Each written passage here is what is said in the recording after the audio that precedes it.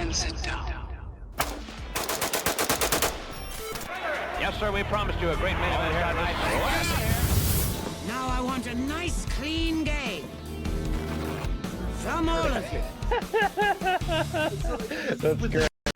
Call us the R word. Yeah, even has moments of integrity. But this has been awesome, and we should do this again. You're funny. Are you not entertained? ATF murdering people. Is this not why you are here?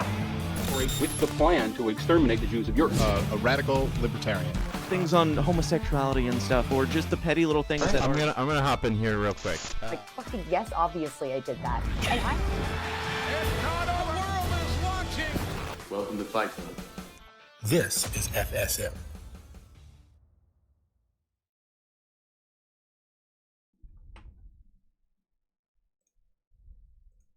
Hello, fighters. Welcome to Fight Club. We've got a great match in the cards for you tonight between two awesome candidates for Region 7 rep of the Libertarian National Committee with an awesome guest host as well.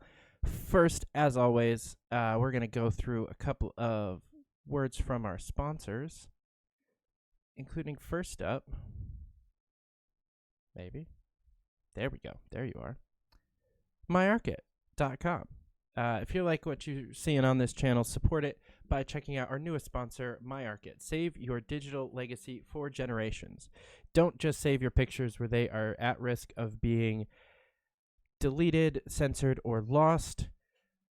MyArkit gives you security and privacy at a great price while telling the whole story in your own voice and writing. Unlike a cloud backup to just dump all of your random pictures, MyArkit makes you upload one full memory at a time. A picture or short video post with text and or audio captions create a timeline that makes going back through your memories an easy and pleasant experience for you and your loved ones. You can sign up for a 30-day free trial and see what the craze is all about. No payment info necessary. It's a true free trial. So go on over to myarkit.com. Use promo code FSM to support the channel. That is myarkit.com, promo code FSM. And as always, this episode is sponsored by Blood of Tyrants, the official spirit of 1776. Now with a brand new energy tea, Liquid Freedom, will have you refreshed and energized to go out and fight for liberty all day long. Or if you're looking for a nice night in while sipping on the blood and tears of your enemies and supporting the destruction of the tyrannical state, look no further than Blood of Tyrants wine. Choose between a Merlot and a Pinot Grigio or both. Distributed by activists you know and love, bloodoftyrants.wine is the place to go. Again, use promo code FSM and you'll get 10% off your first order. Again, that is bloodoftyrants.wine, promo code FSM. Introducing first for you guys tonight is my lovely co-host for the evening, out of the great state of Texas, the Kumbaya Libertarian, Miss Amanda Gibbs. Thanks for coming on. Hello. Thank you for having me. My absolute pleasure. And as you guys know, the first rule of Fight Club is to tell every single person you've ever met in your entire fucking life about it. So don't forget to like the video, share it around, tell all of your friends, subscribe to the channel so you never miss a great interview or debate here on Free Speech Media, and make sure everybody knows what's going on with some of these awesome candidates that we have going into DC that I'm super excited about. All right. So without further ado, I will bring them up here. First, we have all of these guys out of the great state of Texas. So I'm not even going to say that part for each and every one of you. The current incumbent, endorsed by the CLC and doing some awesome stuff. We have Mr. Paul Darr, who's being challenged by the good Mr. Jacob Bradley, who's coming in with the Mises and Emo Caucus endorsements. I have had many conversations with both of you. I have had many conversations with people that support both of you. I'm just very glad that I'm not in Region 7 and I don't have to decide between either of you. But gentlemen, welcome to the fight. Thank you. Thanks for having me. My absolute pleasure. Thank you guys for doing this. So I will start off quite simply by asking you guys for, in the short version, your libertarian testimony. I don't care about what you've done since you got here. I want to know how you found the movement and the party.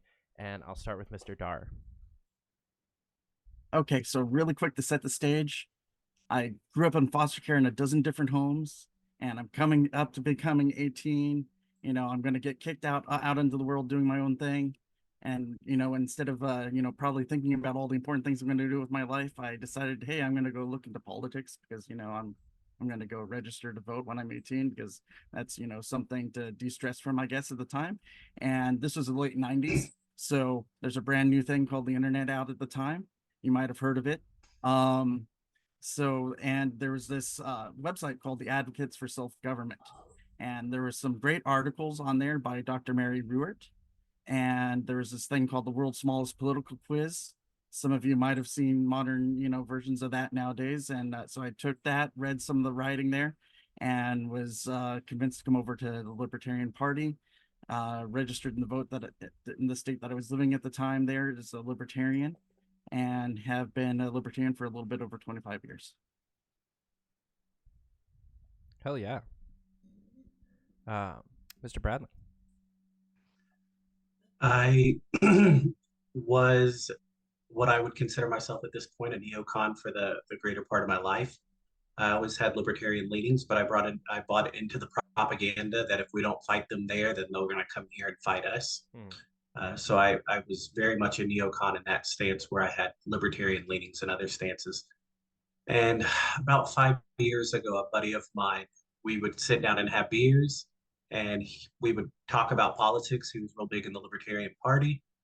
And he asked me, you know, all these stances you have are libertarian, why aren't you with the Libertarian Party? And I said, you know, I explained to him the whole, if we don't fight them there, they're going to fight us here. And he laughed at me. And he asked me, do you listen to podcasts? And I said, absolutely. He's like, I'm going to send you a link to 4 separate podcasts. Listen to the podcast. We'll be back together next week for a beer. And we'll talk about it then. I said, okay. So he sent me 4 podcasts to listen to. All 4 of them were by the great Scott Horton. I came back to him a week later. We sat down and he goes, so what'd you learn? And I said, well, I learned that our foreign policy is a load of crap and that I was completely wrong and that we should be anti-war. We shouldn't be fighting these. They're only fighting us because we're over there fighting them.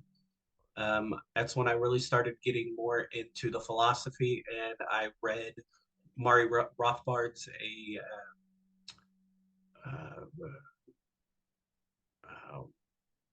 Anatomy of the State. Anatomy of the State. Thank you, Amanda. I read Anatomy of the State, and that was what really broke me. And I went all into the Libertarian Party after that. Okay, so I can tell which one of you are trying to brown nose because only one person answered with, well, a podcast brought me in to the movement. So Scott Horton's podcast. Let's be specific. Nah, he's been on this one. It counts. All right, go ahead, Amanda. Okay, so you're both members of a slate of candidates in DC. Do you want to see a swept election or a diverse board? And we'll go Jacob first this time. I would not, and I'm very much against the mob mentality. Why I am part of the Mises Caucus slate. There are a couple of people on there who aren't Mises Caucus, which is fine, but I don't think it serves anybody well to be in an echo chamber. I think this party has gotten itself into a couple of different echo chambers that just yell stuff into the void amongst themselves and think that they're right. I don't think that it helps the party whatsoever. And I think more than just the slate, it should be judged by individuals on who can do the best job. I think that is really what we need to start looking at, because there's people from both sides who are the best at what they do. And I think if we can put aside the factionalism and actually move forward towards bringing in the best and the brightest to do these staff positions or LNBC positions or whatever it might be, I think this party would actually move forward and get past the 3% rut that we've been stuck in for quite a while. Okay, for myself, technically it's not a slate, it's just a list of endorsements. The CLC endorsements, where only a couple of us are actually CLC members on that whole list of endorsements there. So that's a funny part. There's a wide range there, and none of them really agreed to run on the same endorsement slate, like a slate before that. But for myself, I definitely would like to see a more diverse LNC once again. The past few months that I've had the opportunity to have been appointed on and to have served on the LNC, seeing that, you know, when there's greater than 90% of the people are of all of the same faction, and it's a little bit of sometimes people have that social pressure not to push back against one another due to that environment. And some of those individuals are very smart, independent individuals, but they're getting that pressure against each other. And I would like to get us to the point where we can. I've had many great members that I've disagreed with in the party before, and we can still work together. We need to build a culture of being able to work together in spite of our differences. And we need to have all the different parts of the party represented on the LNC once again. I expect coming into this, even if somehow all the people that that were endorsed by the CLC came in and won somehow, you would still have the largest single faction would be the Mises Caucus when you count up the numbers of region reps and officers there. So even in the maximum case scenario, they're still going to be the largest part. So we still all need to learn to work together, and hopefully we can do better at doing that in the future and respect each other's different viewpoints and allow for the diversity of thought going on there. Hell yeah. Jacob, I'm gonna put you on the spot real quick and say, if you had to have a swept election, which slate would you prefer? The emo slate or the Mises slate? Ooh. I don't know. I feel like there's a lot of self-loathing in the emo slate. So I think it would just be a bunch of us sitting around and listening to My Chemical Romance and stuff like that. So I don't know. I could think of a worse done. LNC, you know. I mean, it seems like a fun LNC if we're being honest here. I definitely wouldn't mind, you know, kicking some old school emo music. So let's do 50-50. More elders. That was a pretty good politician answer, though. I respect that. You dodged that question pretty well, and I actually respect that. Tell me about your guys' resume in the party and how your time in the party has affected your actual ideology. Paul first. Okay, so my resume in the party, I've been in the party for quite a while. I didn't really get active as far as volunteering in the party until after I had deployed to Iraq as part of the army. So there is a kind of a journey there that went on. That started with that going to Iraq as part of the army. You see how even we thought we were going out to do some good things there, and how that did not work out at all. Nothing will make you more cynical than going on a deployment in the military there. A lot of good people we can recruit from that and among the veteran community. So I decided, and that also coincided with about the time that the 2006 Portland Plank Massacre occurred infamously, that I want to write more about that because a lot of that history is getting lost in there. So I decided to get active in the party. At the time I swung a little bit more radical on the points there. Actually, as far as you're like, what, really radical on the points there? I was technically part of, well, at the time it was only like Facebook groups or the Radical Caucus until they more formally came together, type things. So I was pushing for getting all those planks back. You know, I was like, oh, let's go hard at this. Then I was an at-large officer in my county, later became county chair for multiple years, got on the XCOM. That was when I was living out in California. Moved out to Texas. I was a dirty Californian moving out to Texas. So I had to learn how to be a Texan first. So I had a few years of just being a regular person out here. I was a community leader out here on my like HOA and board and whatnot out here. And, you know, it's great to be a libertarian on an HOA board because you piss off everybody off as you slowly loosen all the rules. So that was the kind of thing I would do there. And then I came over and was like, well, I need to start getting more active in the party because I had been just going to meetings on occasion here. Felt I got a good handle of politics in the area and Texas altogether. And really got active in the party once again in 2019, just going into 2020, and I was like, something bad going to happen. I need to be here. And of course, when COVID came in, I was like, all right, this is an all hands on deck time. Became the secretary out in my county out here, and been stuck with that ever since. Trying to find a replacement, but that seems to never happen. But also been able to serve on the executive committee out here in Texas. Able to help out on the CLC, bringing some people together, some different levels, and then working out with national here. I've run for a few offices along the way too in the past, but really, as I've kind of how you were saying, like a pragmatic radical as far as things like that. Me, I want to get to that 80%, like where we all agree with the radical and pragmatic, and see what the world looks like, because it might be something completely different that we have never imagined. When people talk about like their anarchist future, I'm like, that might not even work out. Let's get to that 80% minarchist future, and then once we get to that 20%, let's see what happens. Maybe I'll go along for the rest of the ride. We'll see what happens there. So that's kind of where my thought and philosophy and where I've been over time. Nice.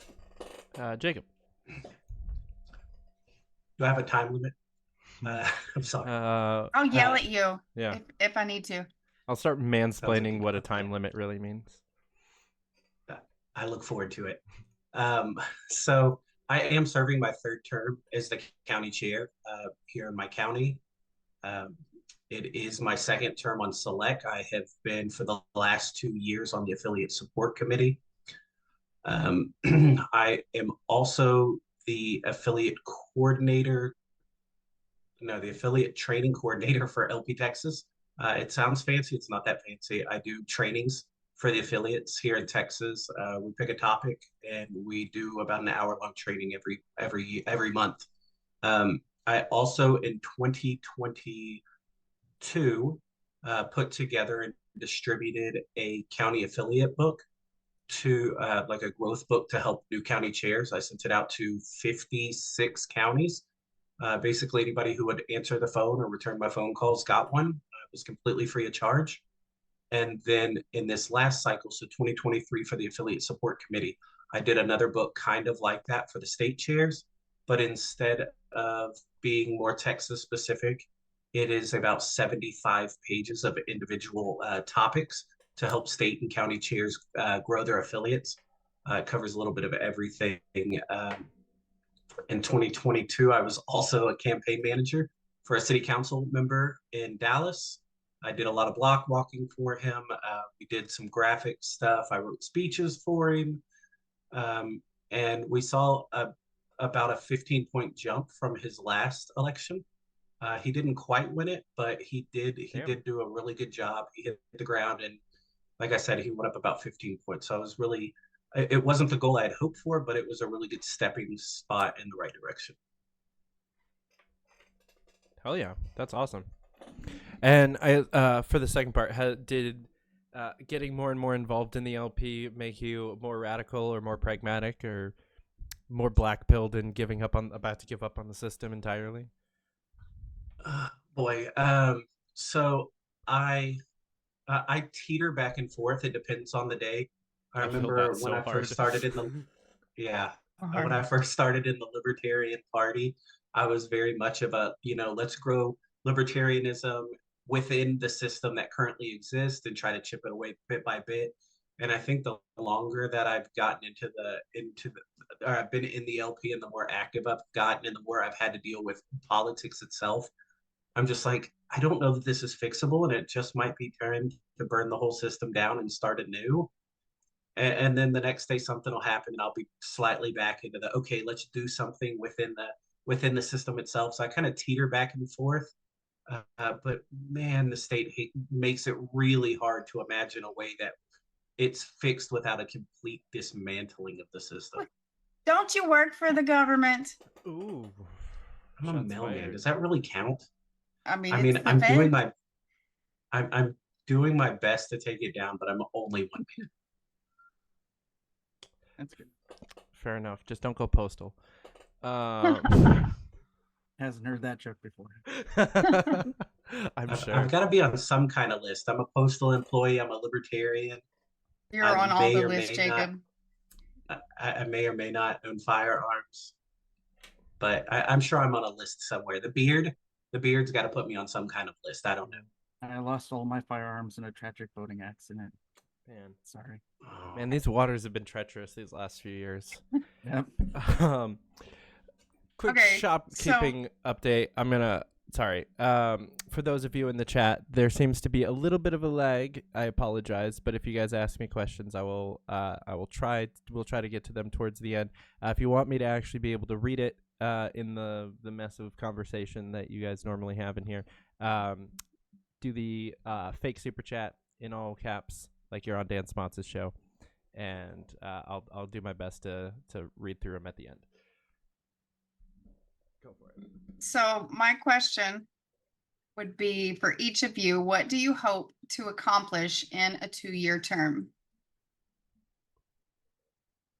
Jacob Bradley. Me first? Okay.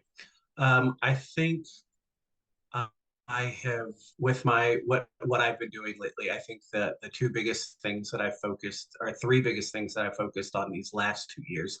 I'd like, here in Texas, I'd like to bring to the national party, and I think they're all really important.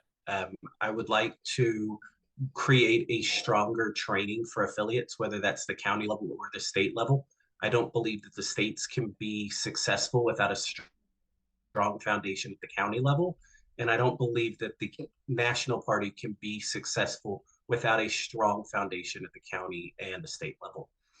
With that being said, while Texas, we are a big state, we have lots of people who are great at lots of different things, but there isn't the best person in every single thing isn't in one state.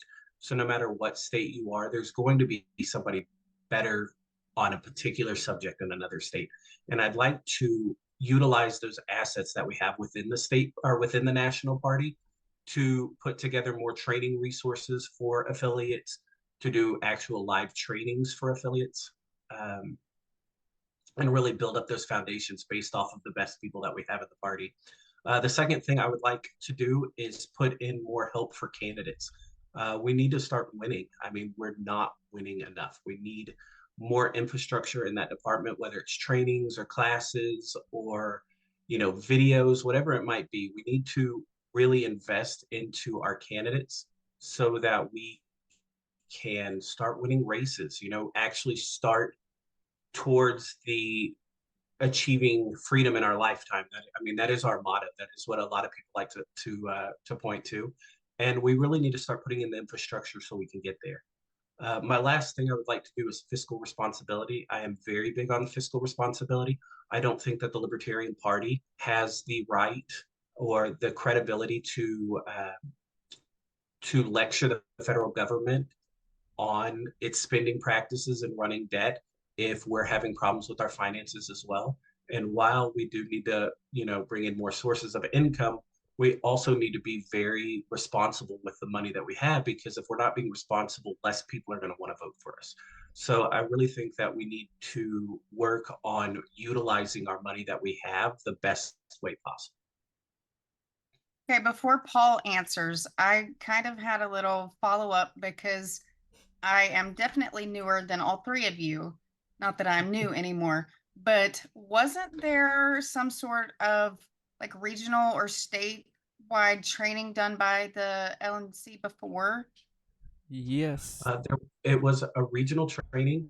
I believe that Region 7 opted out or didn't embrace or didn't take National up on the offer. I know National had offered resources and the regions just had to come to had to get a location. But for whatever reason, the Region 7 couldn't get it to work out. I think Texas might be the problem, honestly, because we're so giant that it's hard to find a place that's kind of in the middle of everybody and still accessible to the people in Texas. Because if you're looking in the middle of everybody, you're looking into a lot of places that isn't, really accessible to a lot of libertarians in Texas because the state is so spread out. So I think that might have been a Come problem. on, I And drove 9.5 hours to go to mine. 9.5 hours. I think from corner to corner in Texas, I think it's 15. I I drove 13 from Houston to El Paso and back in a weekend. So I also think that there could have been more to spread the message. It just might have been that maybe the states didn't know it was. I don't think it was pushed out enough, and I think it could have been done a little bit better. Or I think there could have been a little bit more oomph, I guess, on trying to get the states wrangled in. So it might have been a combination of the two. I mean, they just might not have known. I mean, it only got one iteration. It was supposed to be an annual thing that only got 1 year worth of the stuff. So it was kind of janky from the get-go as far as that goes, because, yeah, do want to hear Paul's answer too, though, but I just got distracted by Jacob's little. I will make the point that if elected as Region 7 rep, I will do my best to get a not janky one distributed to the states. Make that a shirt, not janky training. And I remember previous to the one that Jacob's talking about, there was also one that had the certification paper that was given out to individuals that did it. I remember Whitney and Becca completing that. I want to say that was over in Louisiana for a region section when they were doing that around the different areas. So prior to that one, there was a certificate one that was supposed to be almost like a master class type training in that regards. Either way, we need to get back to having trainings like that occur. It would be great. We can pull up some of those same materials, update them for the future, look at new materials, whatnot, and improve from there. But I remember some of those trainings in the past. Yes. Okay, so Paul, what do you hope to accomplish in your 2-year term if you get elected? All right, in my 2-year term, if I get elected, so the first thing I talked about with people was right now there's been divisions in the Libertarian Party before, and right now we're seeing some of the most shattering divisions we've seen up to this time. And I would really like to try to be a peacemaker and try to talk to some of these other individuals that are out there, and to try to bring together the Libertarian Party once again. I understand some of the anger and frustration some individuals had coming into some areas, and some words were said oftentimes in different ways, and at this time it's kind of hard to untangle who was hurt by who. I haven't really been involved in a lot of those difficulties in the past. I'd be willing to help to talk to people and try to bring a little peace between the different affiliates that we have out there that are both have internal schisms right now. There's multiples with that right now, and then there's multiple competing state affiliates.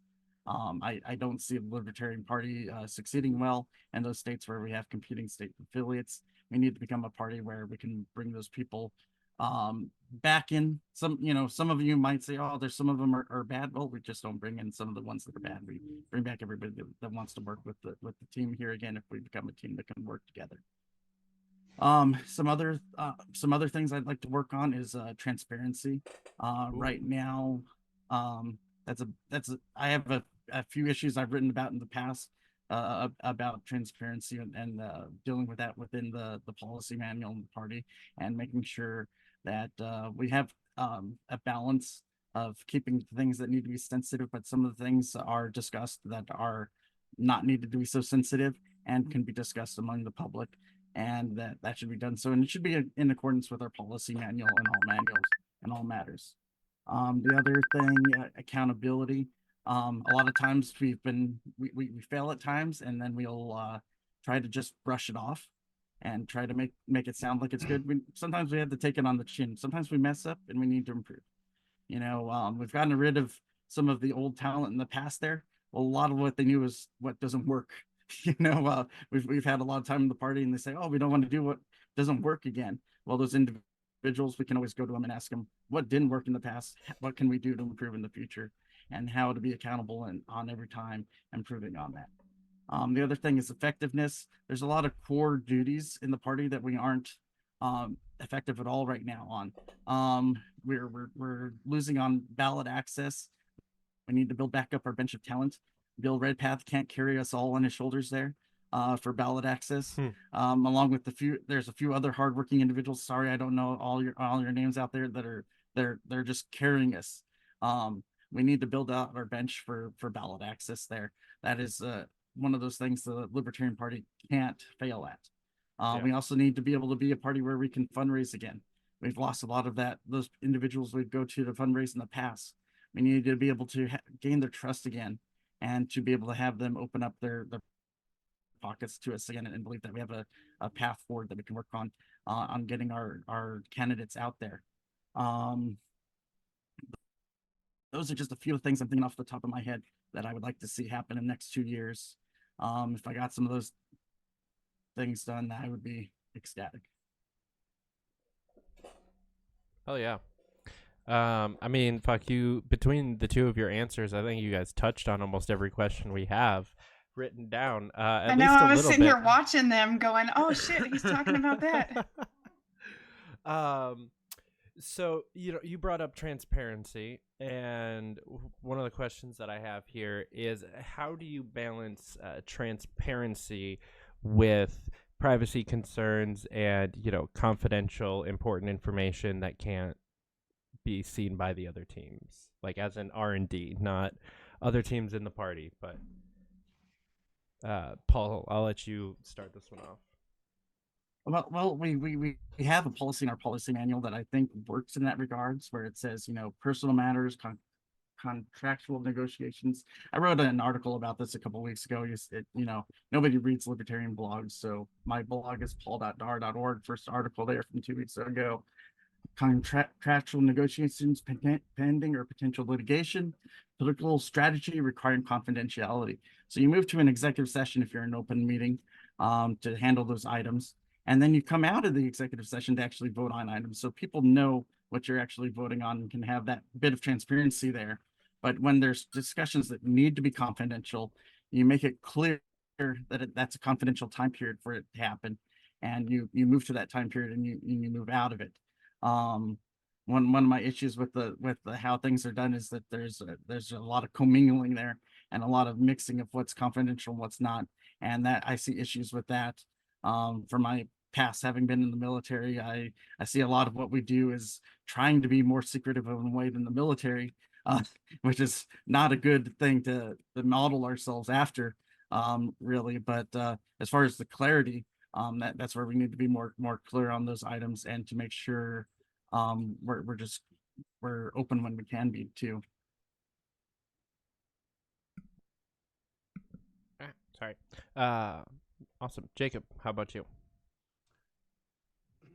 I believe absolutely there are particular moments that need to be done in executive session. I think these should be as limited as possible. Things that deal directly with strategy, whether that be spending money on particular things, not everything, but if there's strategy involved in it, or things that we are trying to plan out for, maybe the conventions or trainings for candidates. I hate to put a cap on it, because you don't know necessarily what's going to be brought up, but I think outside of like strict strategy, it should be opened to everybody. I think if you spend too much time in executive session, people start justifiably thinking that you're doing something shady. It's hard to claim things are being done shady if you're doing them in the open. So I think while there is some things strategy-wise that do need to be behind closed doors, I think the vast majority should be open to our members. Our members are the ones who support us. Our members are the ones that donate to us, that put in their time, that donate, that do our staff positions. Like, these are our members, and I think it is in our best interest and also their best interest to let them know as much as possible that's going on at this party. Fair enough. I'm going to give you guys a real quick false dichotomy of, if it had to go all the way one way or the other, either like draconian, top down, run it like the military type secretive organization, versus like there's no private strategy, everything's out in the open, we're just like, fuck it, you're going to find out anyway. No such thing as executive session. which one would you go with? Opposite order, Jacob. Ooh, that is a really tough question. So I guess you have to the answer would have to be completely open.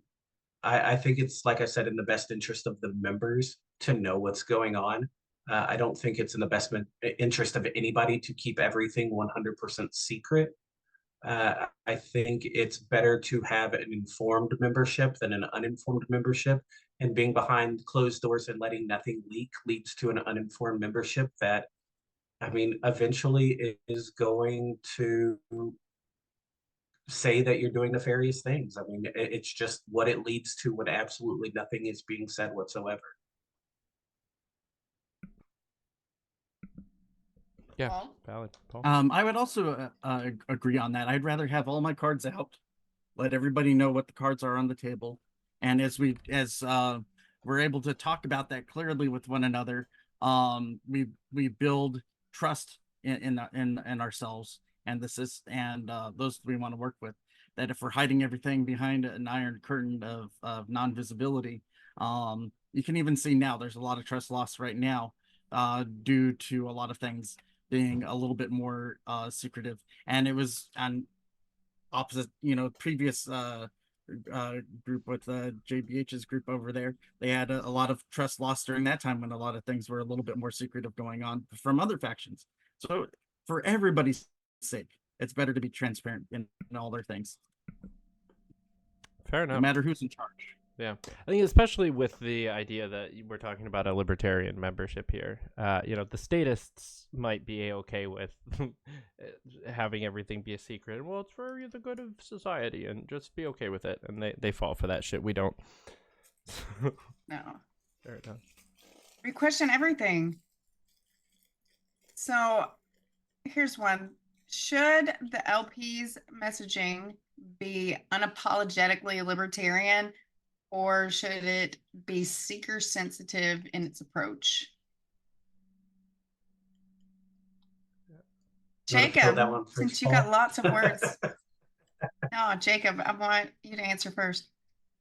There is a balance between unapologetically libertarian. I don't think that I think we should stay on our values. I think that we should absolutely stay on platform, keep to our values, do that. But I mean, it's hard to say, what is your definition of unapologetically libertarian? Like, I think there is a way to keep our principles and keep our stances without turning people off. One of the things that I've had conversations with, and we want drug legalization. We all think drugs should be legal.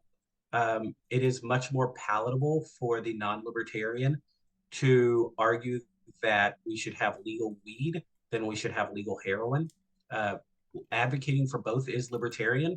One of them is more likely to bring in outside members or people who are leaning towards the party, where jumping straight into legalizing heroin is probably going to turn off a few of the members, or a few of the potential members. So I think we should be strong, and we should be vocal, and we should stand on our principles and our platform. But I think there is a balancing act of being able to do it, a way to do it that keeps people informed, gets people on our side without turning off people that could potentially be the next Region 7 rep in the future, So I think it's a balancing act, but I do think that we need to be unapologetically libertarian, but gracefully. This is wild coming out of your mouth. Just somebody who Gracefully. fucking knows you. It's growing. Paul. It's growing. Yes, so I reject both of your answers, and I'm going to substitute with one of my own. So how contrarian libertarian of you. Yes. So the Libertarian Party is the brand. It's not our product. Our candidates are our product. They are the ones we should be putting on the pedestal that should be carrying the message, and they should carry the message how that works with them. So whenever I hear, oh, the party needs to say this, the party needs to say that, no, we need to elevate up our candidates. That candidate needs to be the one saying this and that, and they need to be the ones getting their face out there. So we're giving them that face time and helping to elevate them to be a better candidate in the future and to be able to be more electable as we're elevating those people. When was the last time I've ever heard anything from the DNC or GOP's Twitter account? I never in my life have I cared at all. Always the cringiest shit in the world too. Especially yeah. So if you look over there, yeah, I bet it is. If I look over there, I I've Googled it before just out of what actually is there. Yes, it's cringy crap, but it's more for most of our stuff. Yes, we should have some good libertarian messaging that's in between, but we should always be elevating our candidates. That should be the number one. 90% of the content that comes out of what we do is our messaging as the party. No matter if you might say, oh, but we only have a presidential candidate, once every 4 years. We always have governor candidates. We always have city council candidates. We can put them up on that stage, national stage, get them the attention they need, and get them donations from around the country if we work better at elevating our candidates through our messaging. So whenever people bring that up, that's my solution. Let's stop focusing on just us, the brand, the party. Let's focus on our candidates. Amen to that. That's pretty good. I do have to point out, because I'm going to be me, and I heard Jacob Bradley disagree with Ron Paul's legalization of heroin's shtick. Ooh, no, shots no, fired. Absolutely not.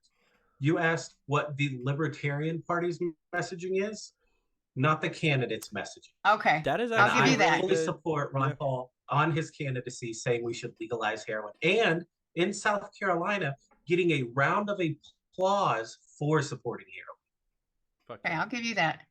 Yeah, honestly, Paul, I think that's a really important distinction. And one thing that I will actually commend the Mises Caucus on, and to a point the current LNC, is that the 23 cycle, I did actually see a lot of endorsements and a lot of attention pointed at fucking tiny little know-nothing towns. Like, there were towns an hour away from me that somebody was running and got endorsed by the Mises Caucus that I've never heard of the town, let alone the person.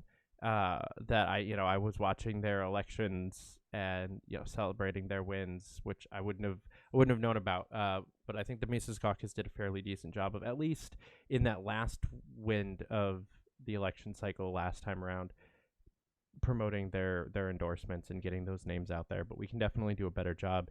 And to your point, sooner. As soon as, there's no reason why every single tweet from Donald Rainwater shouldn't be reposted by National.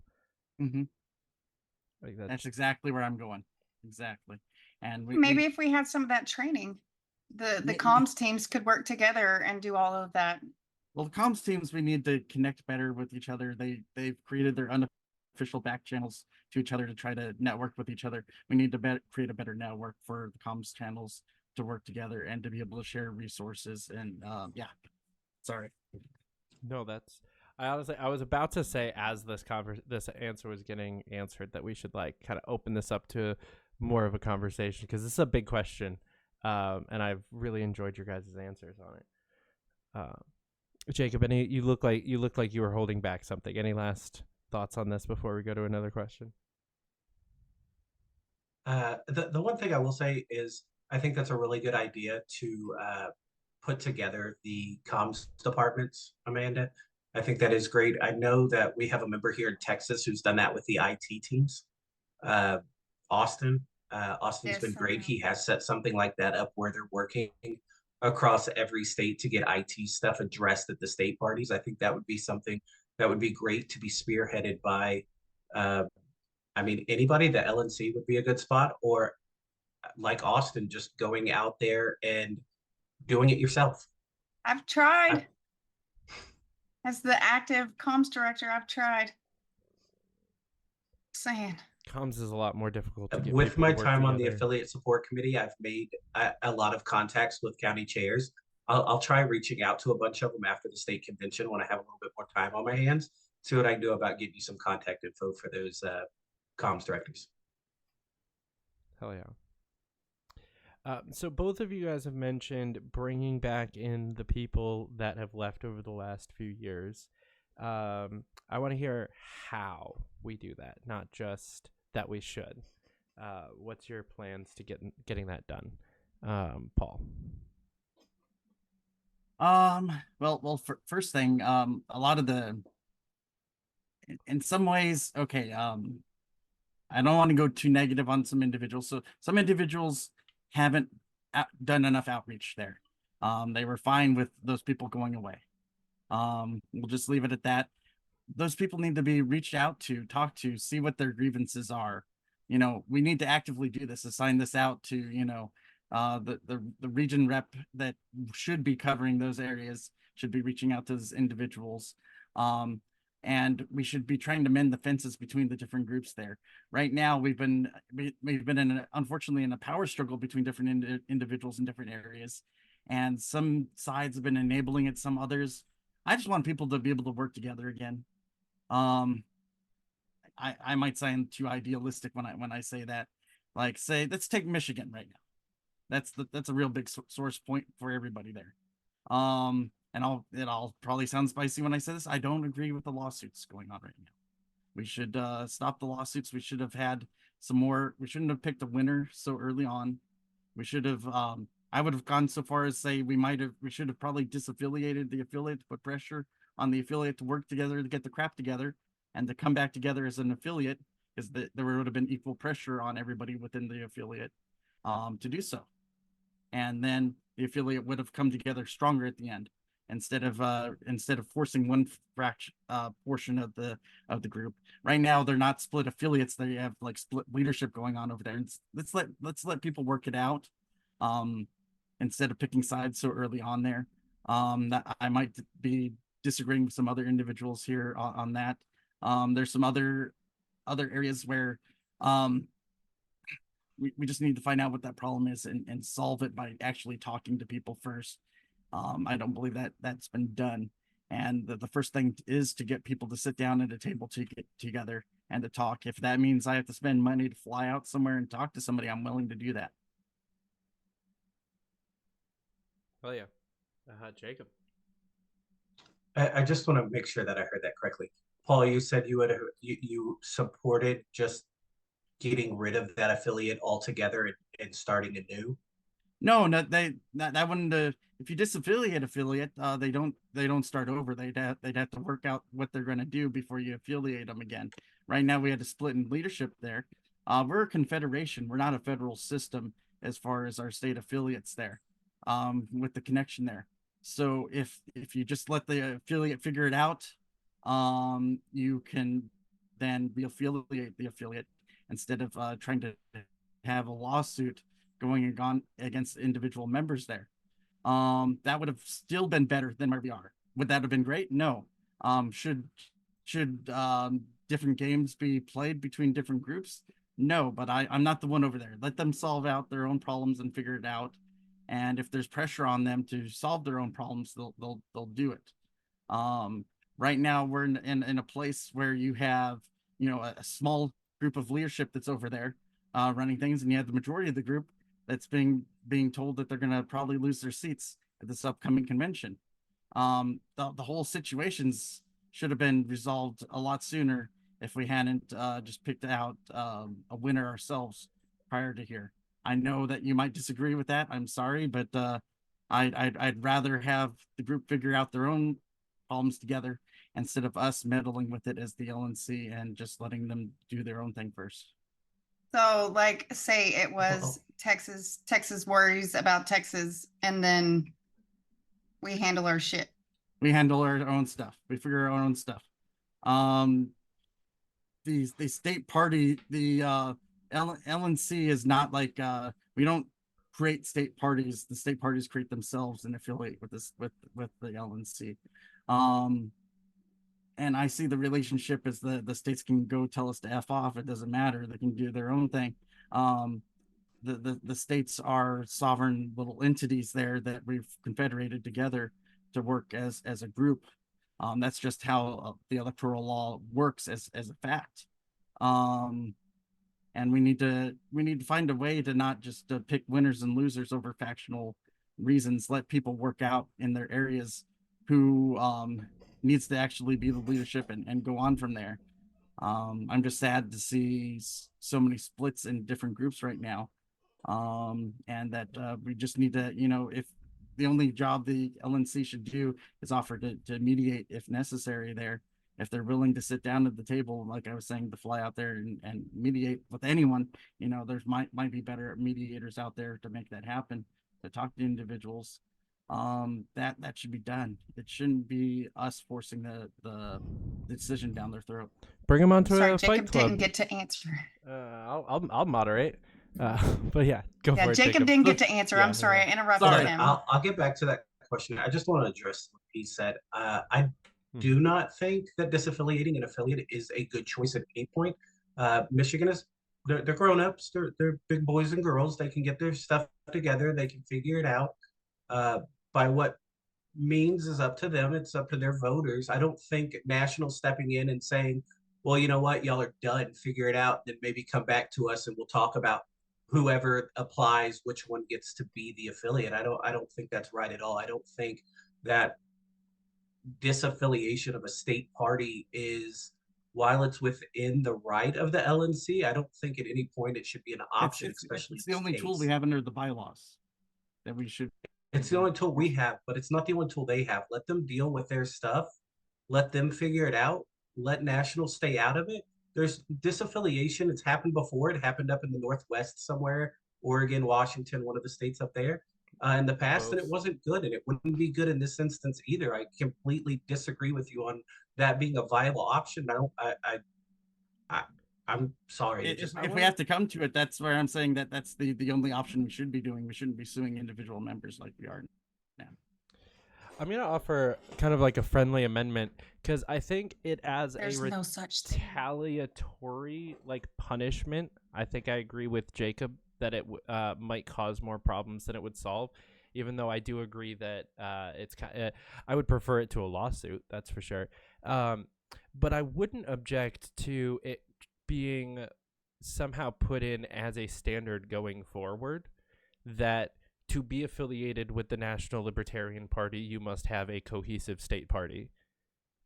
If you guys, There wouldn't be any affiliates. I mean, we'd still have 45 at the moment.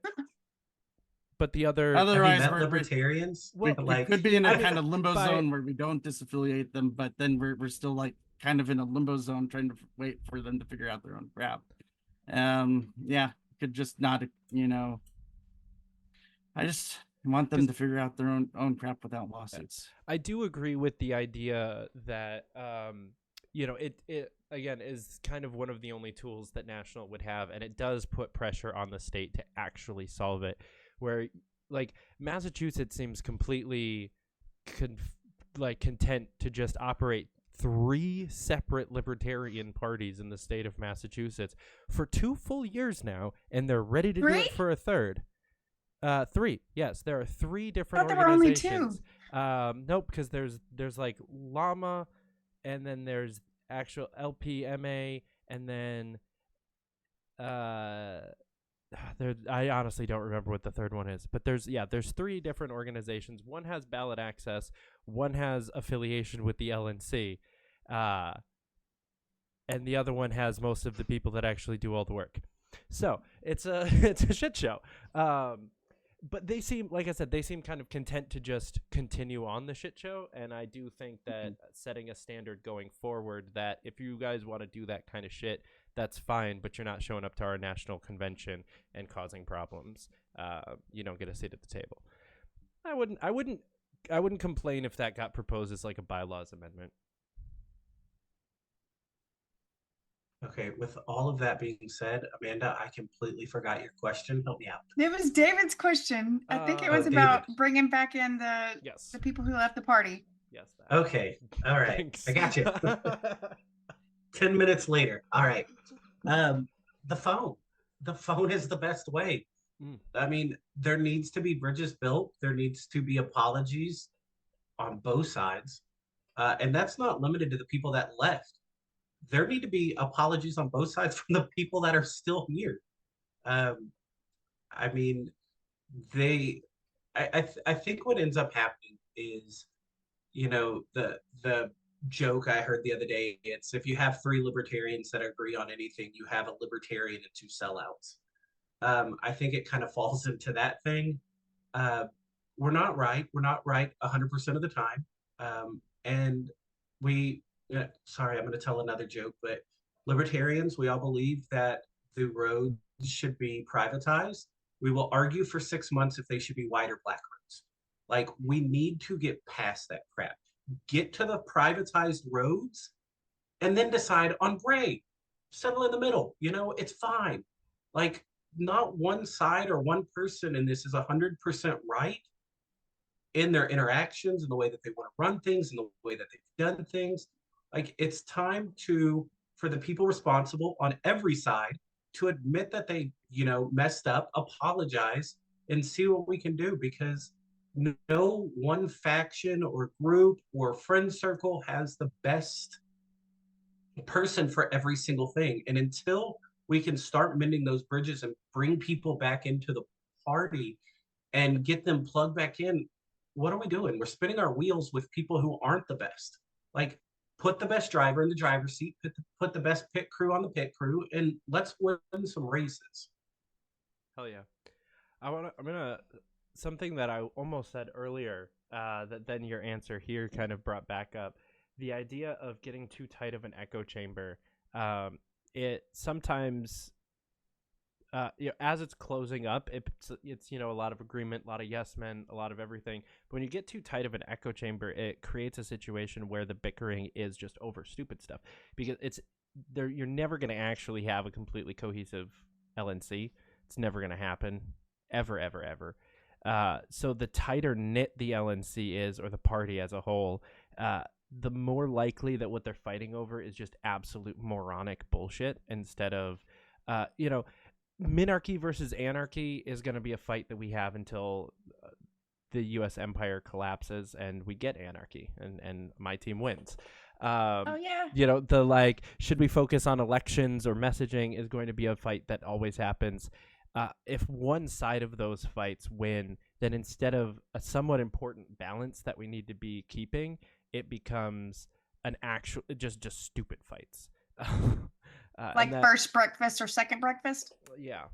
But yeah, no, Jacob, I completely agree with you. And the way that you framed that.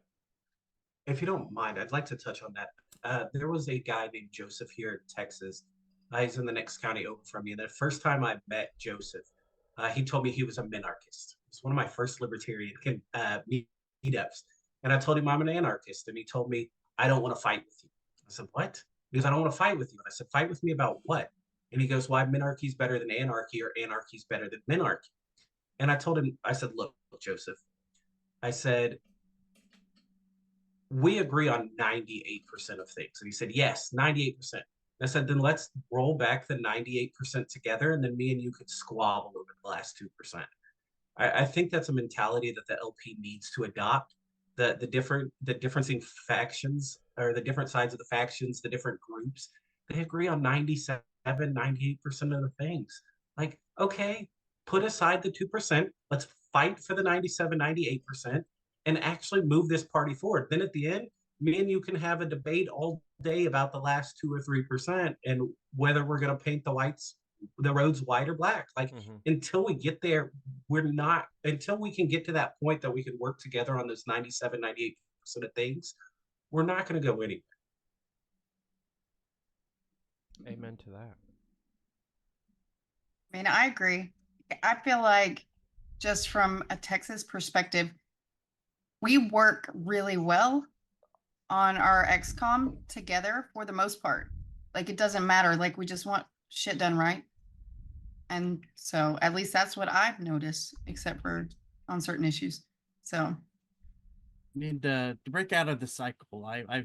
We've had different levels of fighting over the years, and we've just kind of elevated to an extreme level more recently in the in the recent years. You know, I'm used to the old good. I wish it was a simple minarchist versus anarchist fight nowadays. Now you know, you talk to the wrong person and you're enemies with another person forever. So it's Been there, yeah. so Facts. that's a tough situation to be in. And I'm glad that I'm able to have such a great conversation with Jacob here. We both represent really like two different factions here, but we can show how people can talk to each other and have a genuine conversation about our different positions and come with different thoughts and talk about where we want to go into the future here. So I wish more people would be like that. I've gained a lot of love for different people in the party that I've worked with the past little bit too, that have been able to emphasize being able to bridge those divides and to work on that. Previous in our region, Donovan there, man, that guy was great about being able to bridge those gaps. So he's a major loss to our party, about somebody that can bridge that. You know, all the time I'll think about how I need to do better and be more like him, and think about those types of things, about building those bridges. But we do need to do that, and we need to go into the future and be. And that was another great thing with Donovan and I we'd argue over stupid stuff, but always come away with it with a good feeling for each other at the end of the day. And we can do that with our friends here. We just have to accept that we're gonna have our differences, and it's okay. Oh yeah, Donovan truly was one of the best of us. That's what I like For to hear. sure. Before Amanda asks her next question, we got a question or a comment in the chat that I want to read off because it's hilarious. Nate the ANCAP says that we just have pistol duels and the winner gets the affiliation, and I support that wholeheartedly. No, we don't. No, great. he doesn't eat meat. So He's a vegan. His opinion doesn't count. Ooh, okay. All right, fair enough. Didn't know. All right. We love you, Nathan, anyhow. So I'm gonna do just like a little one offer thing. If you were put on the LNC, would you bring back the paper newsletter for the people like me who love paper and physical things? Let's have an opt-in, where if you're a member and you want to get a paper, opt into it. Paper is useless for me. I don't want it. I care about the environment, so I would prefer no paper. But make it an opt-in if that's what people want. They're paying members. They are donating to our party. Let's give them something back in the form that they want. I'd prefer a PDF or an email. But if somebody like Amanda hates trees, then let's give them a paper copy. Then I was published in one of those newsletters, okay? Yeah, I would say yes. We do an opt-in on it, like Jacob was saying, and we have it as a specific type of donation level to offset the cost of the physical printing there. And we also strive to make that a high quality item. Because if we're going to go create something physical, it should be done in a way that when a member puts their hands on it, they're like, oh, you know, this is why I bought it. I got you know, the feel of an old fashioned you know, I say old fashioned, just like a newspaper like I used to remember, you know, having back in Nam. Yeah, you know, you always had, you know, so you know, the newsletter went through ups and downs of its quality over time. And yeah, getting to that and having a donation level tied to it would be great. Anything, you know, coming up with inventive ways to get members that they want to part with their money to you is also a great way we can tie that into. That's honestly a great point. Man, I was gonna make fun of your answer and just do a whole impression thing, and then you made a really good point at there, and I turned serious. But I agree with the opt-in. And to your point there, Paul, make it actually good. I don't think the newsletter is something that should be done for the sake of it being done, which is something that it definitely has been in the past. I know that my state newsletter definitely has, and that's not even paper. That's just virtual, but it's still been absolute trash for multiple years, depending on which administration was in charge. So yeah, I would say if you can't make it good, don't do it. Like, cancel. Like, if it's getting shitty again, get rid of it again. I think getting rid of it when it was gotten rid of this last time honestly wasn't a terrible decision, but I would like to see it come back. I just like Whitney has these like random finds that she'll send us of like old school like newsletters and like political flyers, and I love seeing that. Like I love that little nostalgia. So like one day these things could be nostalgia. That's cute. And then our kids can make fun of each other for talking about it like that as well. I collect, yard signs still. I used to, and then I started moving around too much and was just like, I'm not gonna keep carting 7 Republican trash yard signs all over the place just because I helped work for them. I regret getting rid of Harry Brown type material, Ooh, yeah, that's when fair. I moved. I keep all my t-shirts. I still have like a bag of Tulsi t-shirts because I got left with an entire merch table worth of merch. So I have bracelets and t-shirts and rally signs and then the whole everything. It's great. I love a good t-shirt. Oh yeah. What do we do about the building, the office space? Paul. All right, so that one's really difficult. I've tried to look into this one for a while. It's a white elephant. In the true sense, it is great that we have a physical space. Is this the right physical space for us and where it is? We've had great discussion on why it doesn't meet our current needs. Where the correct spot for a space is. All the memorabilia that's there that needs to be curated and protected. I believe that's being done to the best of the ability there. But there's also different legal obligations we have when you have a building that's donated under the circumstances it was with those donations that are directed to that specific donation. So some people think we can just extract the money straight out of it, and we can't. It has to be used for purchasing another building. So coming to an agreement on a location would be difficult. What would actually meet our needs?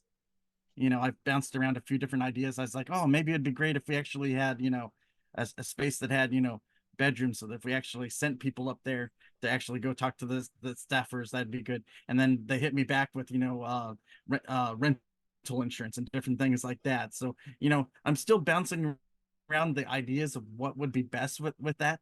I do agree with those that say it doesn't meet our needs right now. I think we can leverage leasing out the building for a while to repair the building itself. It has a few long-term repairs that haven't been done to the building. So that would be an okay use of the funds from that to pay for the building's taxes, so it's not a negative on us, and to repair the building and to maybe choose something that better fits our needs somewhere else. I'm not sure what that would be though. In the future, I'm willing to take all recommendations on this. So if I'm elected to it and you have a bright idea that you think might be legal, please shoot it my way, because I'd be glad to pass that along, because I have not heard the silver bullet for the building yet. Stupid point of order question. How far is the office from the convention? Does anybody know? If no one knows it offhand, I'll look it up and we can just Wes move Benedict knows. Yeah, I wasn't sure if anybody had been to both recently and might know that offhand. Otherwise, I'm gonna look it up before we finish because I'm curious. I want to know if I can go see it because I'm curious. What would you do? But yeah, Jacob, go. I touched on earlier fiscal responsibility. I believe the best action on this is maybe looking into an ROI. What are we getting out of this building for the amount of money that's being spent on it? Even if the building is paid off, which I believe it is, we're still having to pay upkeep costs, and we're having to pay property taxes on this property. So what is the ROI on that? It's, from what I've been told, it's about like a row house. It's very tall, it's very narrow. We can't have meetings in there. Nobody with our staff being kind of spread out all over the place. Not a whole lot of people are going into it, maybe one or two. Is it worth paying the property taxes on it to have one or two people and no meetings in there? Are we hosting people, maybe politicians? We're hosting politicians into it. I don't think that's the case, but if it is, that could be something that could look into the ROI. I'd like to see a return on investment on this property before you could actually decide which way to go with it. If it's a good return on investment, investment. We're, doing a lot of things with this. It's being utilized. It's helpful to the brand, whatever it is. That's something that needs to be looked into. But if it's just an empty building with nobody going to it and nothing really happening in it except for collecting dust, it doesn't make a whole lot of sense to continue to pay property taxes and upkeep and renovations on this property that nobody's using. Fair enough. Just about 25 minutes away from the convention for those who got curious like I did. I need a Jamie, like from Joe Rogan, who just like looks shit up that I don't know about. Jamie. It would be great. I need one of those. You can hire me. I'll do it. I was gonna say I can have an Amanda. You can pull it up on Google Maps. Like Jake was saying, yes, it's a very narrow row house type. Almost is how narrow it is, and vertical it goes. So yeah, it's not great for meetings either, like you said. So yeah. So this was brought up in the chair debate that we did last week. Somebody mentioned, if it gets moved out of DC, the possibility of trying to make it some sort of a for-profit building experience, whether that be like kind of a museum or something like that. Is that something? How do you guys feel about that idea? It was just kind of thrown out there as a spitball, and I'm interested. As a free market capitalist, I will support any way that makes money. Like whatever the biggest return on investment we can get. I keep saying that word, but whatever the best way to make the most money for the party as a free market capitalist, let's go for it. If it's a museum where we get to charge people to come in, or we claim, I don't know, however we can make money off of it, let's go for it. Like if it really isn't shows. What about burlesque shows? I mean, if that's what you're into and you want to pay for the tickets, go for it. I'll leave that upon you to plan. All right, Brandy Bishop is going to start doing burlesque shows at the LNC headquarters. Let's do it. Oh, yeah, let's throw money at her. Yeah, and I would say we would need to get some legal advice in that area there. Yeah. Like I mentioned before, anything monetarily we get from that is encumbered in some way. So to double check that we aren't just going to start collecting and then get a nice fine to go along with that. And that'll completely wipe out what we received from it. I'm not opposed to trying to find a way to make money off of it if we can.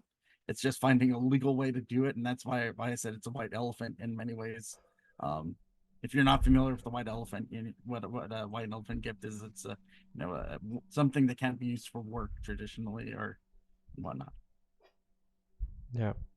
I think I mentioned it in the chair debate, but I said we should move it to Austin.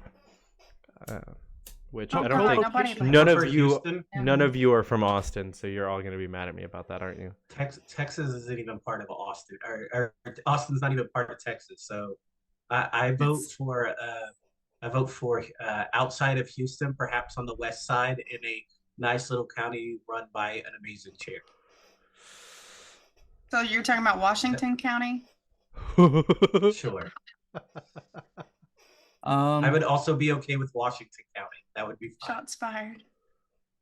Co-location with a large state would be probably something that would get it more used to.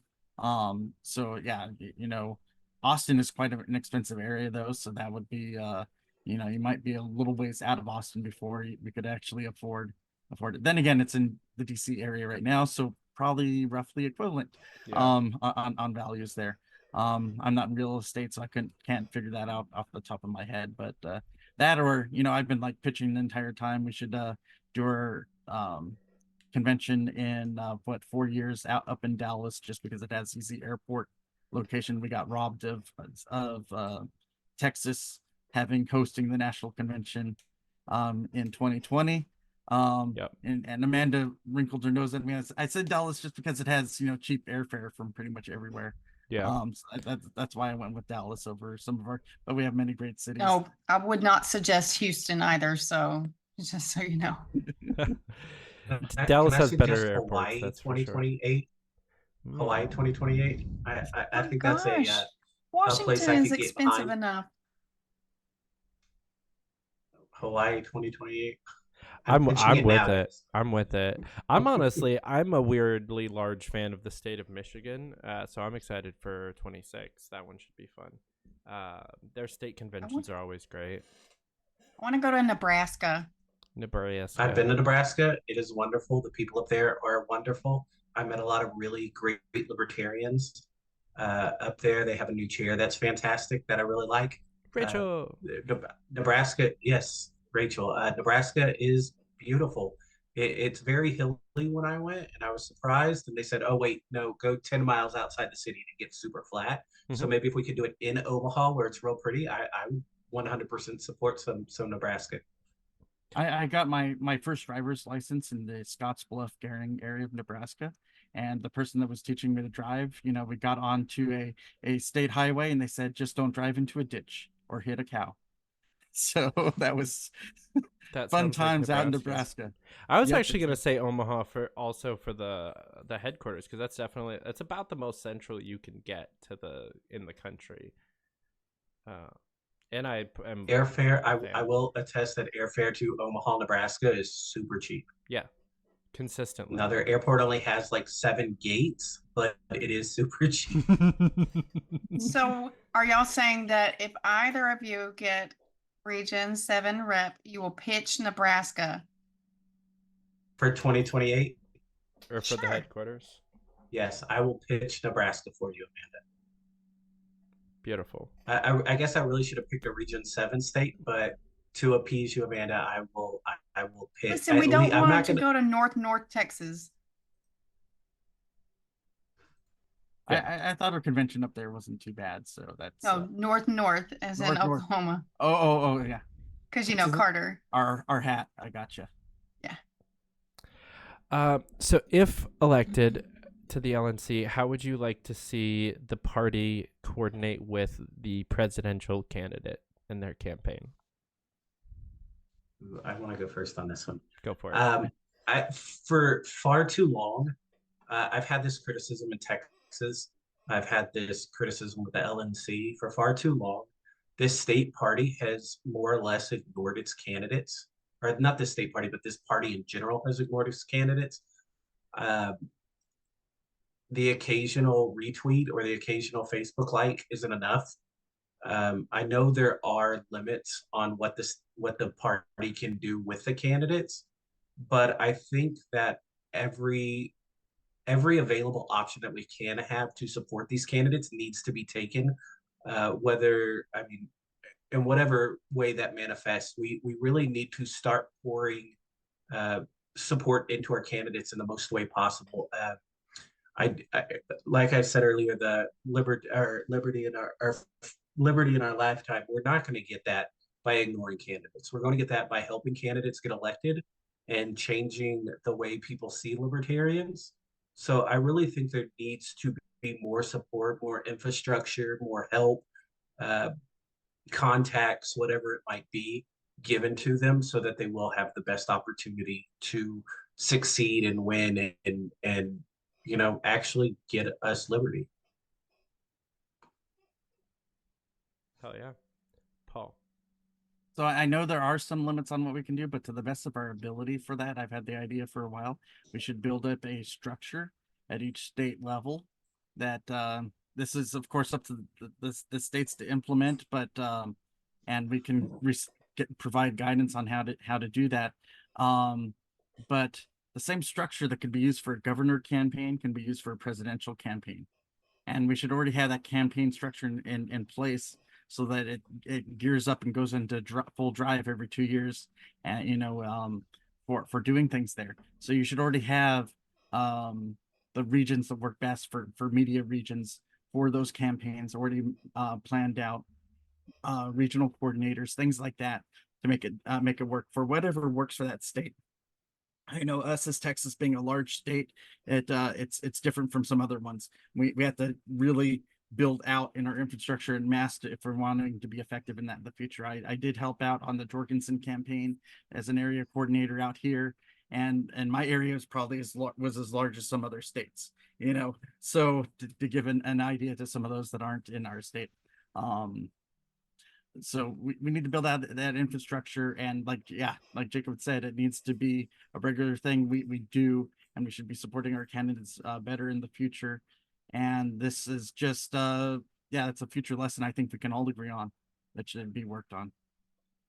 Yeah, like I've always been, since I joined, I've always been a little bit more on the praggy side of things as far as the like messaging versus candidates thing goes. And I liked both of your guys' answers on messaging being candidate focused. That kind of like y'all both won some big points with me on that. But as far as this stuff, Paul, I think you're 100% correct. There is absolutely no reason that we are reinventing the wheel every 2 to 4 years for all of these races. All of these campaign teams are starting from scratch. We have the benefit on a few of our teams this year of there being some pretty solid past staffers on various teams, like especially Rechtenwald, Chase, and Termont and Lars all have former Jorgensen and Johnson staff on them.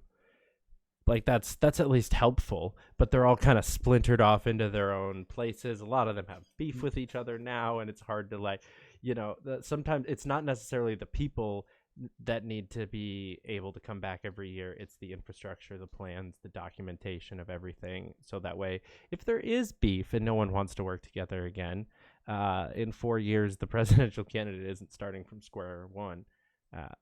I think the that's historical really knowledge that can be printed on paper. Or saved in a PDF. Put in a PDF. Okay. Listen, I love paper, okay? We get it. That's why you put stickers on everything. You just hate trees.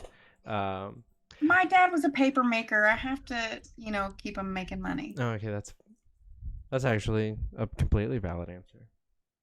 All right, so we have a couple more antagonistic questions. So hopefully you guys have got some thick skin. I'm gonna let Amanda take it away with that. Okay, Paul Darr, Mm-hmm. you have recently been accused of breaking your NDA by Adrian Malagon. Would you like to speak to that?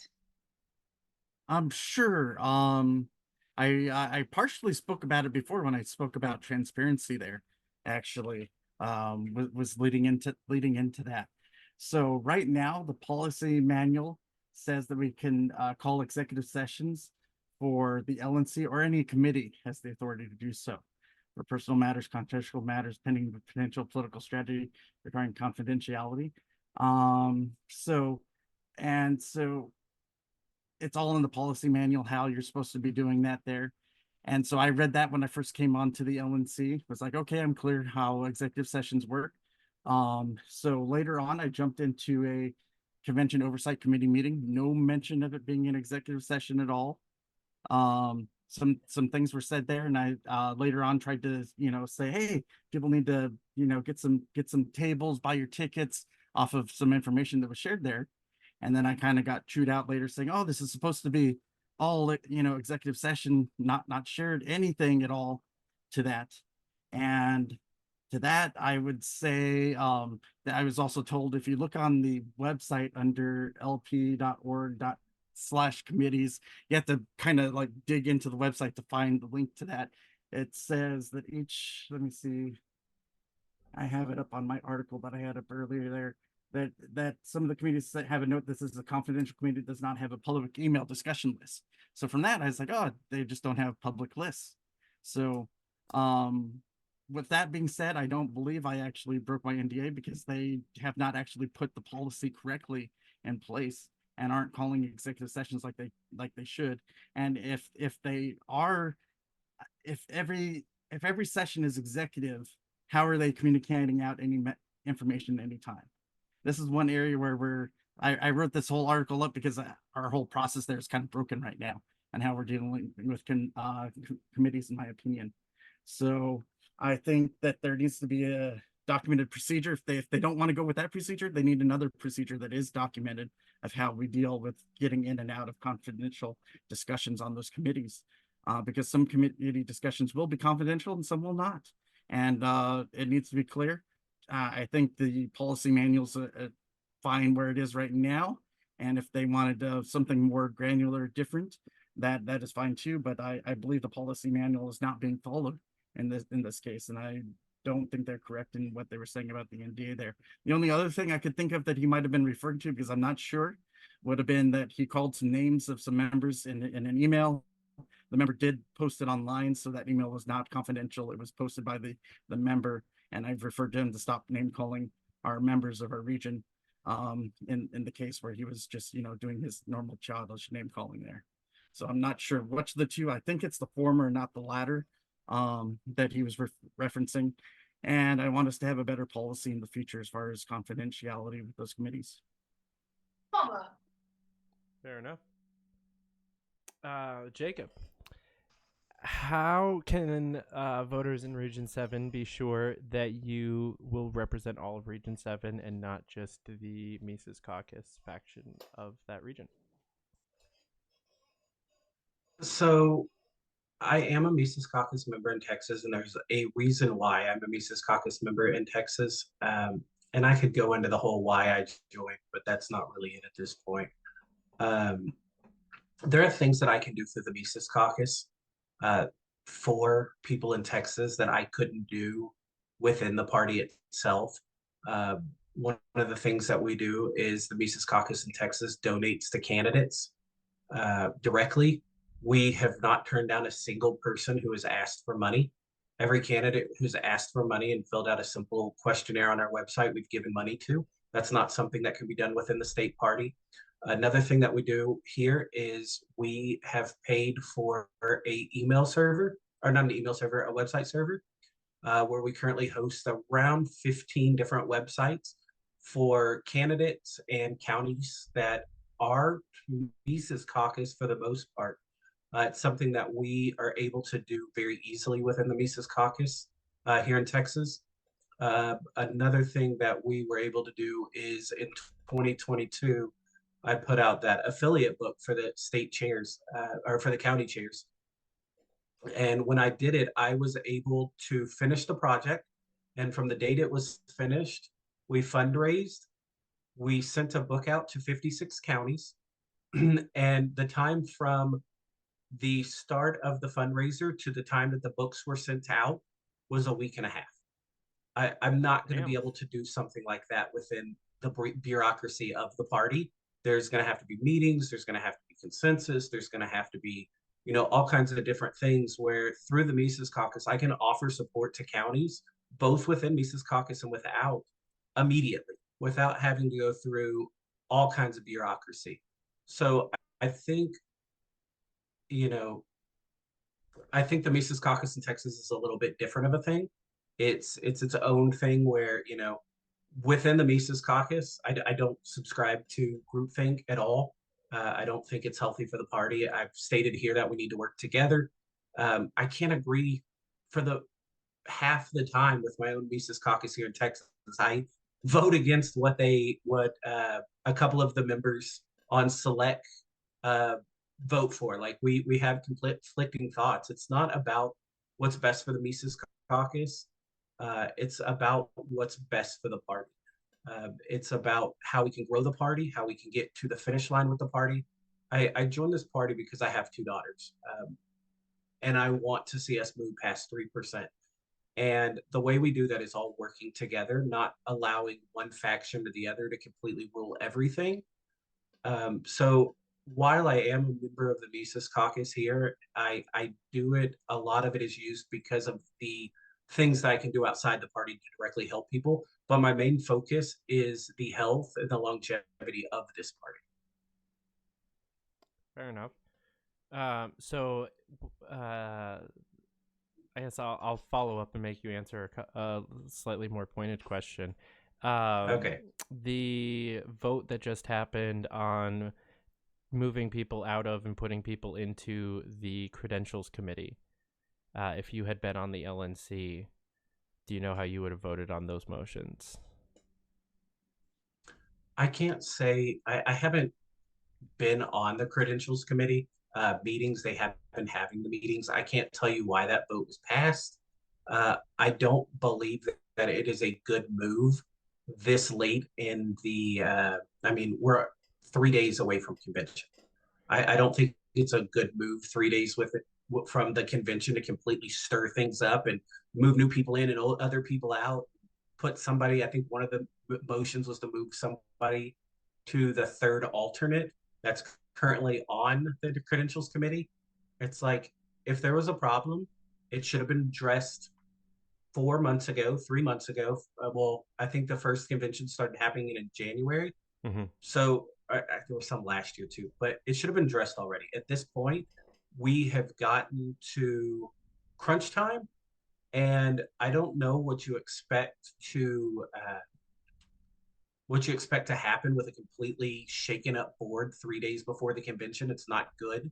I definitely would have voted against it and allowed the people that were there to continue. And if you didn't like them or they weren't doing a good job, you should have addressed it in January, not 3 days before the convention. Valid. All right. I will point out that Paul, as an alternate, did actually put a no vote there.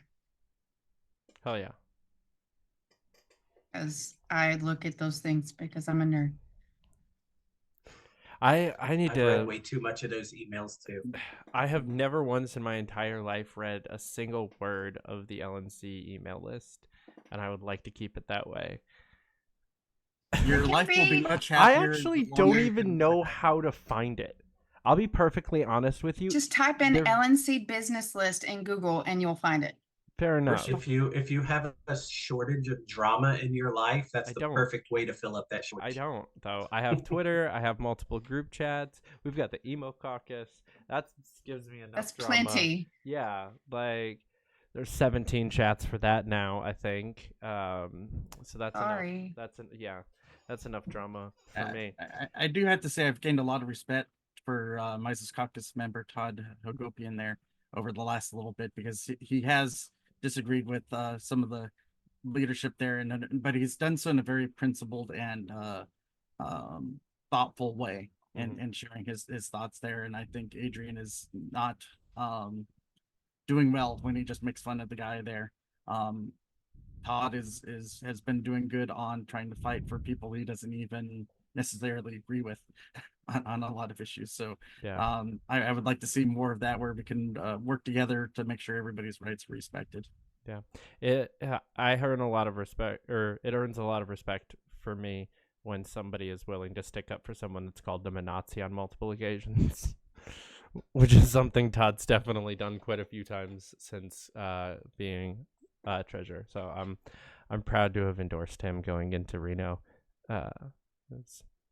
I love how Did he call you a Nazi?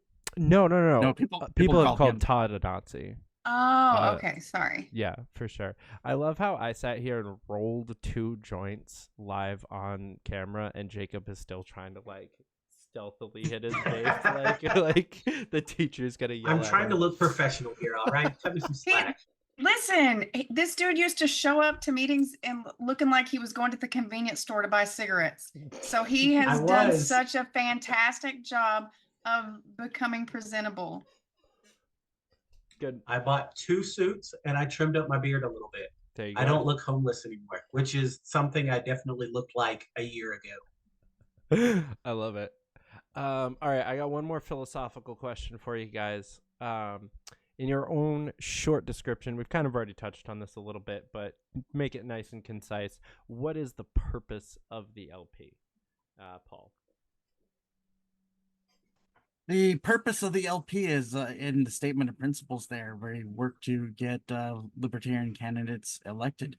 So, I kind of just go almost reading word for word what it says there. And that's the purpose of the LP. And like others have said, we'll do better when we start low and work our way up, but we still need to run those higher up candidates also, just for that name recognition as we go. So it's a 2-pronged process.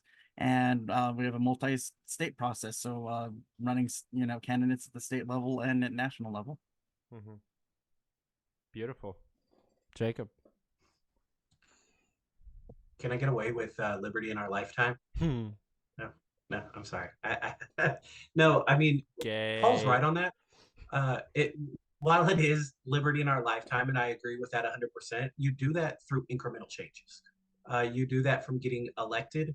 You do that through, actually building up a core of voters that can help get those people elected.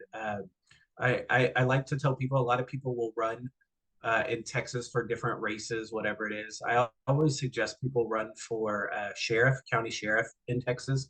Yes. That's always where I point somebody, because the county sheriff answers to the voters. And under very limited circumstances, I believe the lieutenant governor, but it's mostly the voters. Like, that is your front line against, every big government move, is if the county sheriff is just like, nope, not going to do it. I mean, I've been real critical of the police the last few years, more than few years, about being, it's nothing more than the enforcement arm of big government. Without the police in your local communities, the big government wouldn't matter. There'd be nobody to enforce it, and they could make whatever edicts they wanted to. So I think something that the Libertarian Party should really focus on is those county level sheriff races, because those are the ones that are going to make the biggest impacts on freedom in your community. And it really could be the turning point to get this party moving forward. Amen. I cannot agree with that last bit. Like, the sheriff, in my opinion, sheriff and DA are the top two that we should be running for. Those two have the power to completely just handicap all the bullshit. It's like, oh, well, I'm the DA and I say we're not gonna actually prosecute anyone for anything that I don't like. You can arrest them if you want to. It'd be a waste of time. May I throw in judges in there also? Yeah, I mean, I know in New York you have to, influence. most of the judges' seats in New York, you actually have to be a bar seated lawyer. And I know a lot of other states have that requirement. That's why I don't normally say that one. But if you are certified, or you're in a state where you don't need it, 100% agree. I mean, the LP does have a lot of lawyers. That's where I was going. We have a lot of lawyers that just don't go that route. And I'm like, hey, can we get some more of you to fix the legal system from that side, please, when you retire or something? Cough, cough, Rutherford, cough.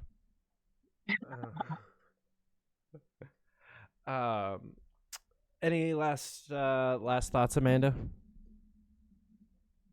Okay, so if there's somebody that is undecided, give me each of your pitches.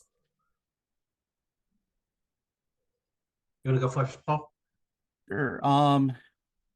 So I feel like, that the party is really torn apart right now, and I feel that I'm one of the right people to try to help reach across, that can talk to people on each side, that to help bring the party back together.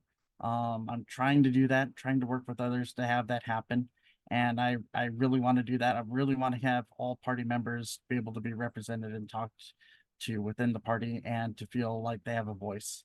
Right now, a lot of them don't feel like they have the voice out there. And I feel that all party members deserve to be heard and represented, and in some cases not told to go away. They need to be told that we need everybody here. So that's my big call there. Want to bring everybody in.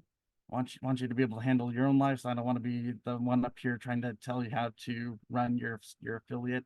And I want you here for us to work together. Fuck yeah.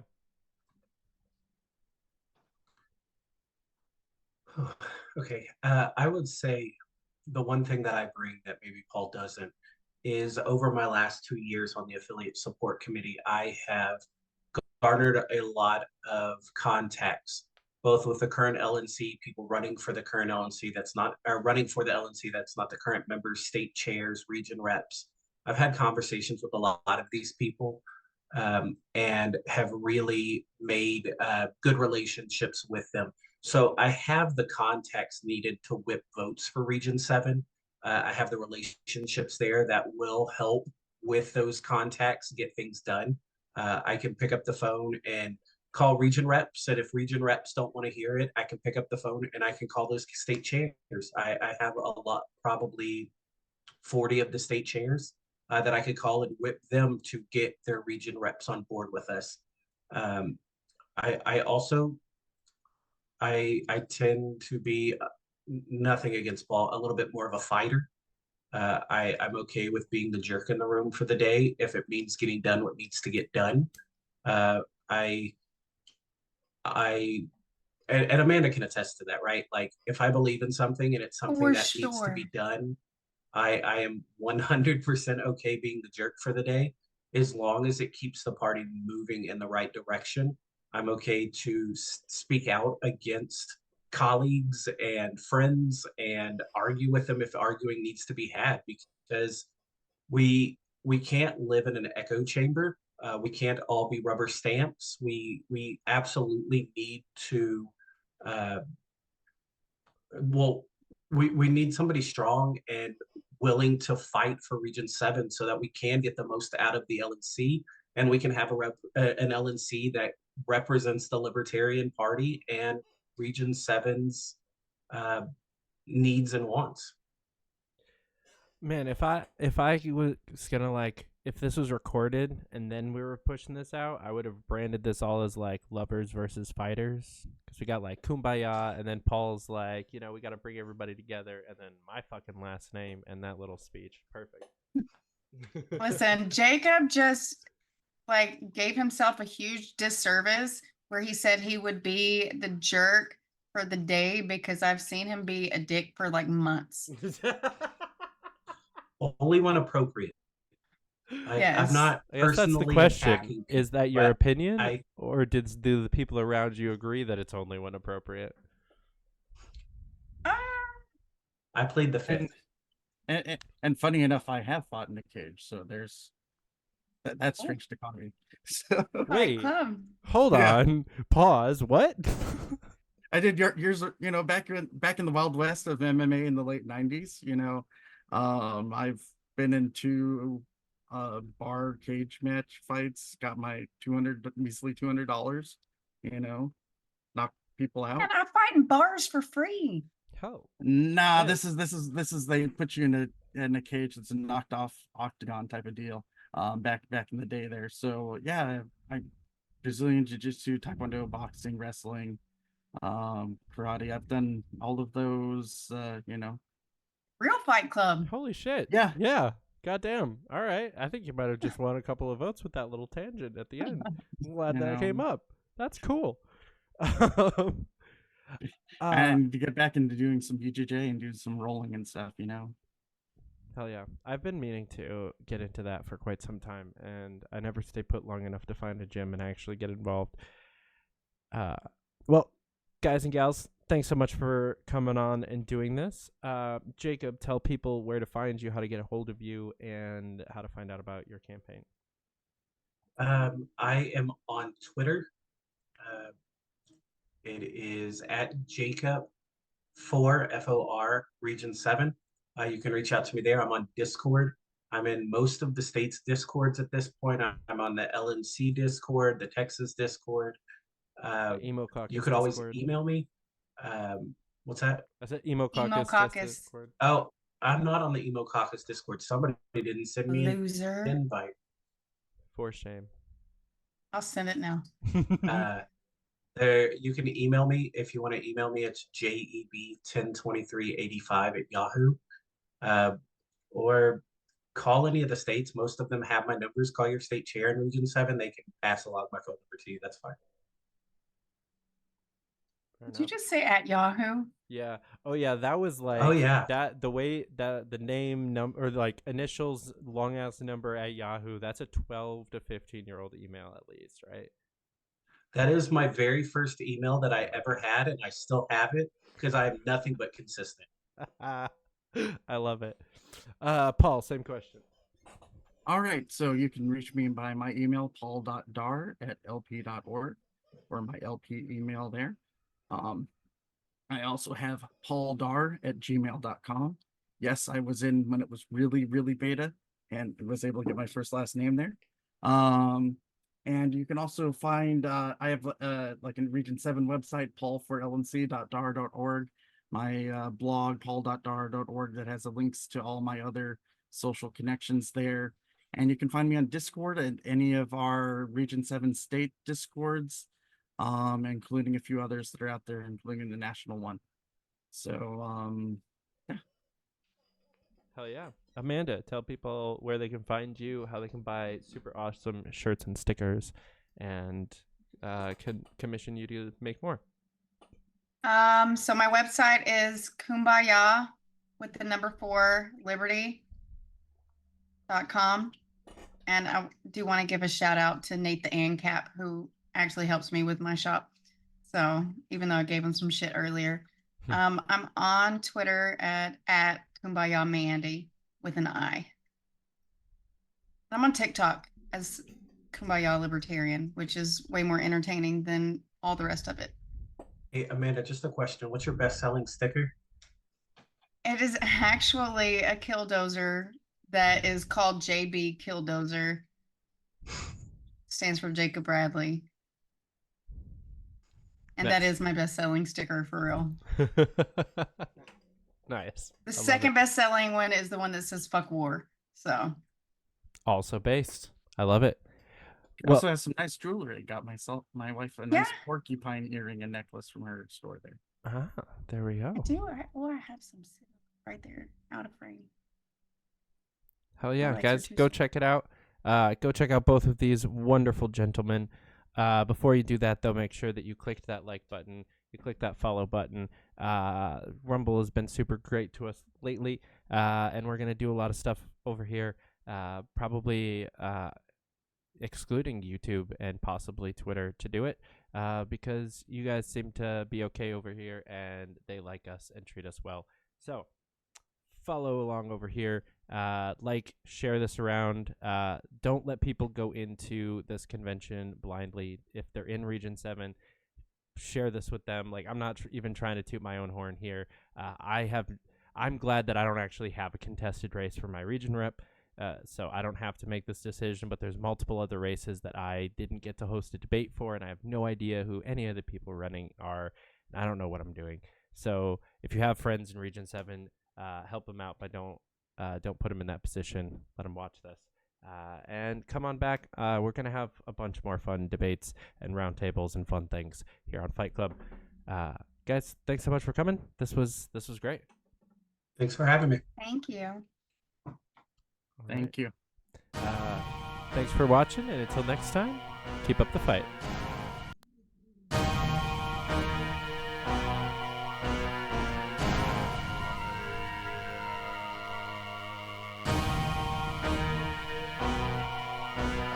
This is FSM.